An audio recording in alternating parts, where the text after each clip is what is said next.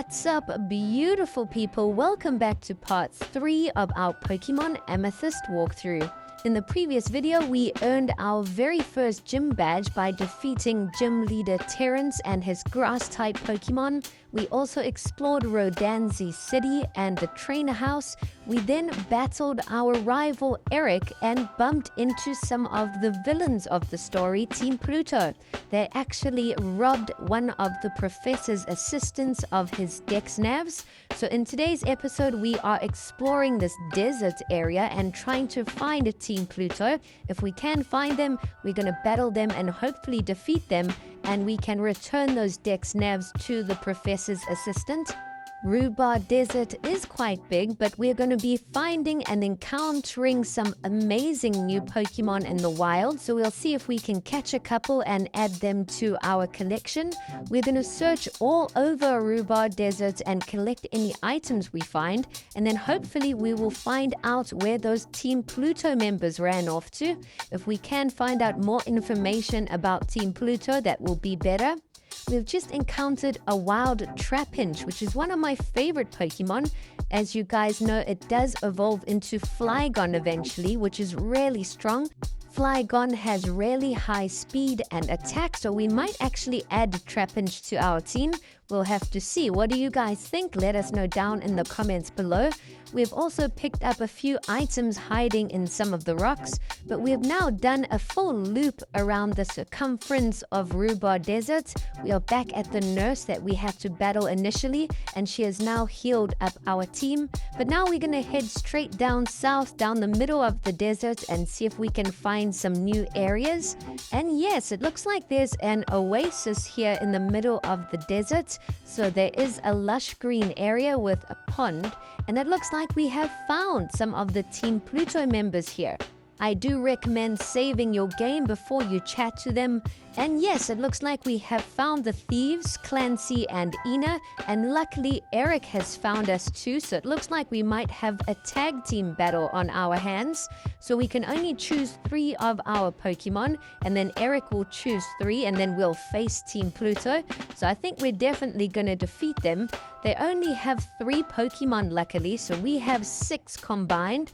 And the first 2 Pokemon they have sent out is a Croagunk and a Zubat. So very much like Team Rocket, it looks like they like the poison type Pokemon.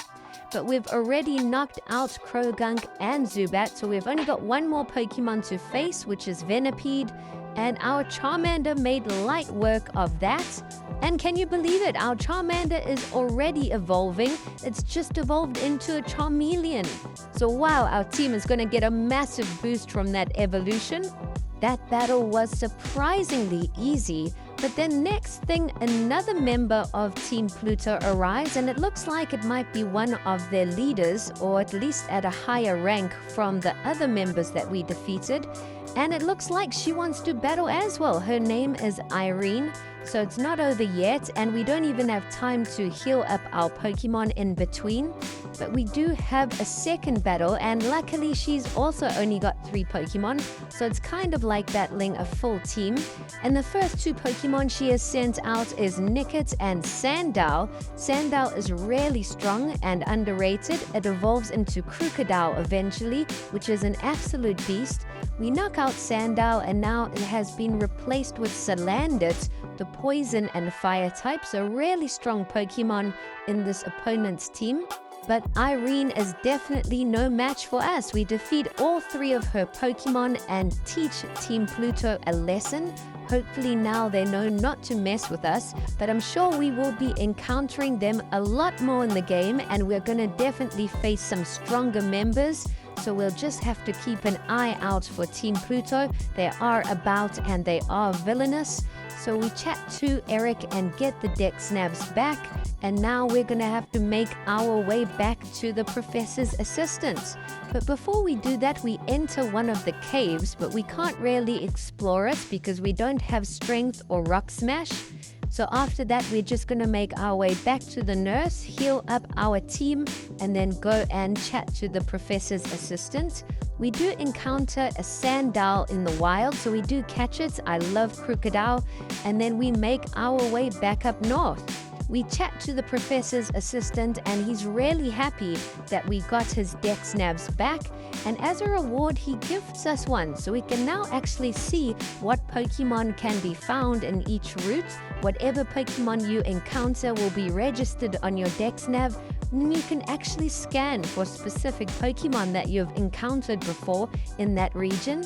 So not only does it make it easier for you to find a Pokemon that you're looking for, but you can also find a way stronger version of it, or potentially a shiny form. So for example, we just encountered an Inkay. If you register that now on your DexNav, you can search for an Inkay in the grassy area and then just keep finding Inkays over and over again. And the more you search and find them in a specific area, the higher chance you will find a stronger one or a shiny version. So I do recommend that you stock up on potions and stick to one area and repeatedly scan the area for the same Pokemon you're looking for. It does help to also stock up and use repels so you don't run into any other Pokemon by accident, because you want to kind of keep that streak going when you just encounter the same Pokemon over and over again. And if you do reach a streak of 50 or 100 encounters, I think your chances of encountering a shiny is a little bit higher.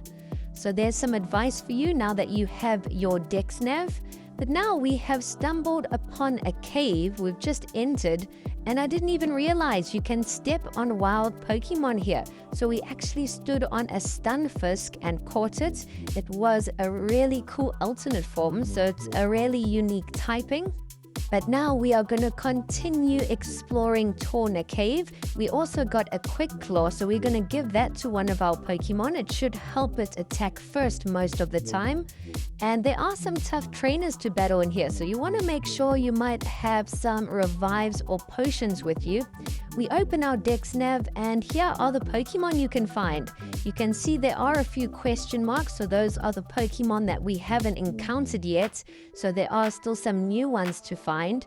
But we've just met a new person called Trainer Casey, and it looks like he might also be a rival of ours. And the first Pokemon Casey has sent out is a level 15 Algium, which is a really cool Pokemon. If you guys watch Pokemon Horizons, you will know some of the villains use Umbreon and Algium. We knock out Algium, and now the trainer sends out Horsey, which is a water and dragon type, but our Charmeleon knocks it out. So at least we have met Casey now and defeated him and have an idea of what Pokemon he has on his team. We take a ladder deeper into Torma Cave, and as you can see, the whole environment's changed from rocky to icy, so we might actually find an ice-type Pokemon or two here. That will be really cool. We are using repels to try and avoid wild Pokemon here, and there is a little bit of an ice puzzle to work through, but it's really easy to slide through that one. If you do get stuck, just watch what I did, and then you will have no problem. We also bump into Eric, who tells us that his Eevee has been knocked out, so he's looking for a revive. If you give him a revive, he will give you 3 Ultra Balls, so that's definitely a fair trade. We did give him a revive, luckily, and we also picked up an Ice Stone hiding there, so there are some crazy items. We make our way up a ladder, and it looks like we might be coming to the end of Torma Cave. There are a few more hikers and trainers for us to battle, but then we find an exit onto Route 4. So it looks like we have come out just higher than where we went in, which is pretty funny. And as we exit, there is a hiker that chats to us. So it looks like we can now make our way through the path. Before it was blocked, but now that we've made our way through the cave and out above it, the path is now open.